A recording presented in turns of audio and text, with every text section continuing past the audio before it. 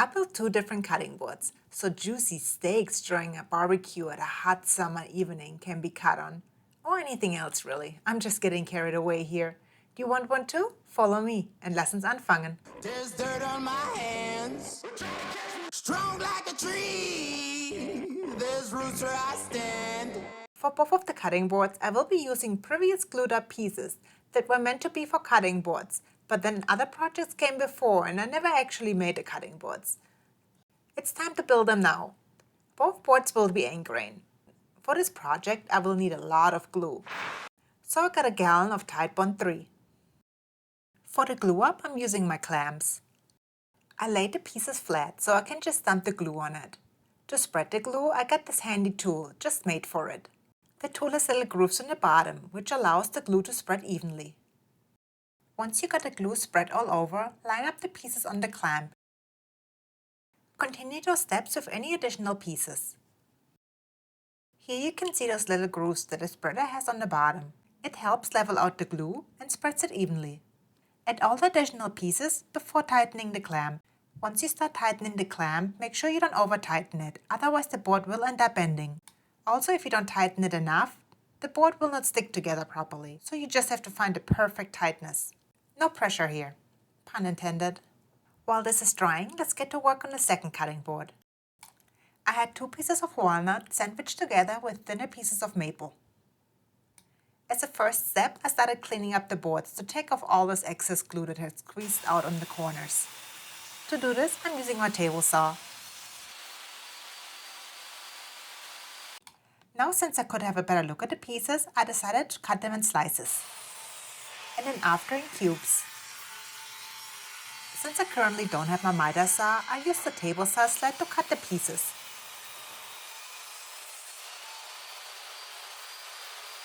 This actually looks like I have my fingers way closer to the blade than they actually are. Kinda like the shot that I posted recently. But no, rest be assured, my fingers are far enough from the blade. To cut the smaller pieces, I'm using a clamp to hold the piece in place, because I like my fingers.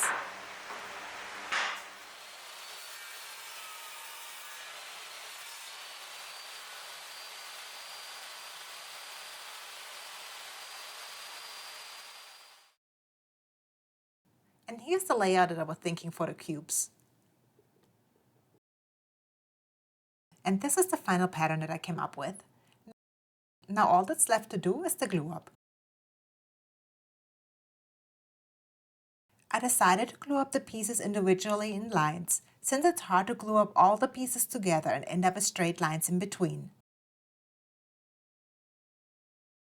Once those lines dried, I cleaned them up with the table saw and then glued them together to get one big board. And while all this is drying, I moved on with the first board since the glue has dried by now.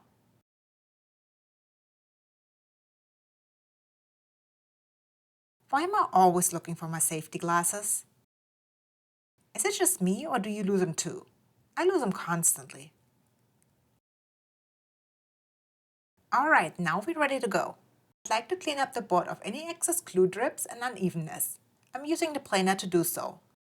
Now you might say, planer and end grain, that's not a good combination, but hold on, I have a trick for that. When you run an end grain board through a planer, you will end up with frayed out ends. It might even take out a whole chip.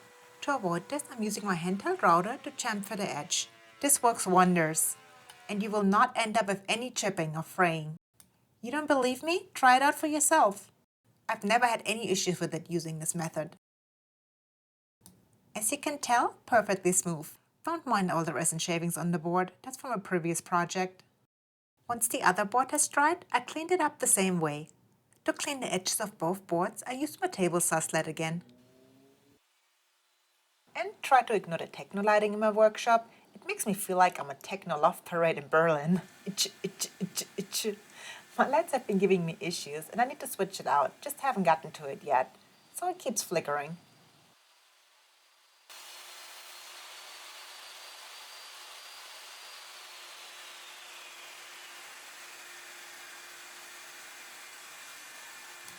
And I would say, einfach perfekt. Simply perfect.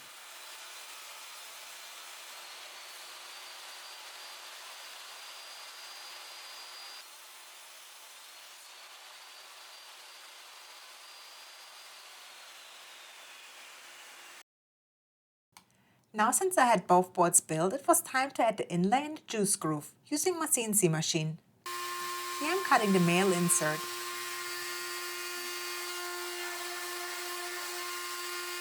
I will use the same design on both boards. I use bloodwood for this design. Here I'm cutting the female part of the inlay. And that's the bit I'm using for the juice groove. The bit is linked in the Amazon description in case you would like to have one as well. And again, we will need lots of glue. The plug for the inlay slid right into place. The perfect fit. To hold it in place while drying, I used some clamps.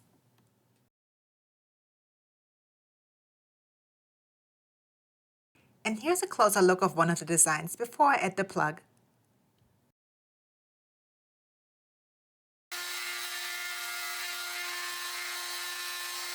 And that's the second male plug for the inlay for the other tray.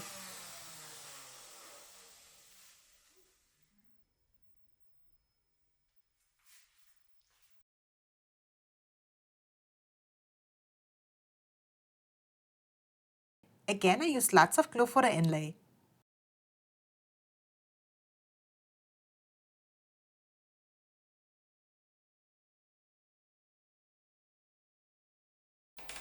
And then again, I used clamps for the pressure. While this was drying, I used the time to create a file that will shave down the excess wood on the inlay once the glue dried. For this path, I used a 1/4" bit. It's like Christmas. I couldn't wait for the tool path to finish to see the end design. Sometimes using an old CNC machine, it's like a box of chocolates. You never know what you get in the end. But it came out just fantastic. Now it was time to work on the end design of the board. For a nicer look, I chamfered the edges. I also cut the sides on each board to 30 degrees. This will help when you pick up the board off the counter. And now since all this is done, let's have some fun with sanding. Yes, you heard that right, let's have fun sanding.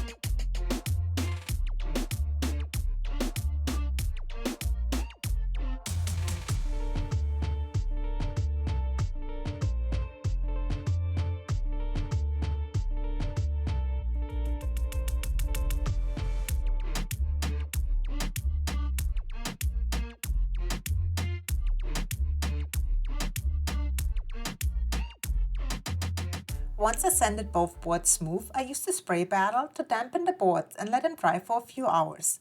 This will raise the grains, so I can sand them off later. This way the boards will stay smoother for longer.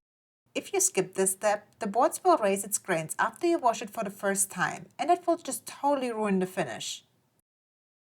Another great thing about this step is that you get to see somewhat how the board will look like after the finish has been applied. This grain just looks amazing. The boards have dried and been sanded smooth.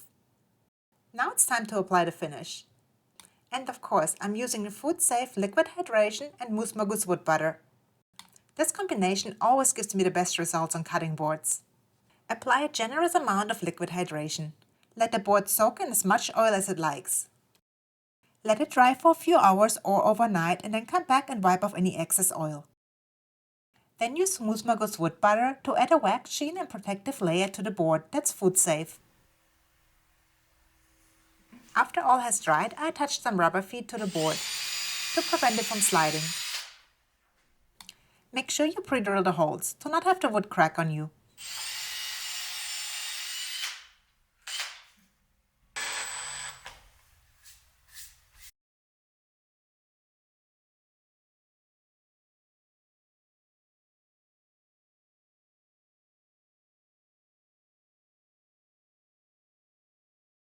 And wir fertig!